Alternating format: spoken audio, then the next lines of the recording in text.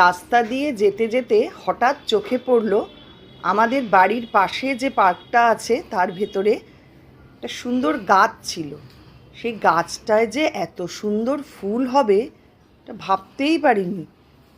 এত ভালো লাগলো যে ক্যামেরাবন্দি করে ফেললাম। দুর্দান্ত দেখতে ফুলটা। এটা কি ফুল বলুন তো? আপনারা যদি জানেন অবশ্যই একটু কমেন্ট করবেন। দেখুন কি অপূর্ব রং ফুলটার, যেমন রং তেমন সুন্দর দেখতে। আপনারা অবশ্যই জানাবেন ফুলটার নাম যদি জেনে থাকেন।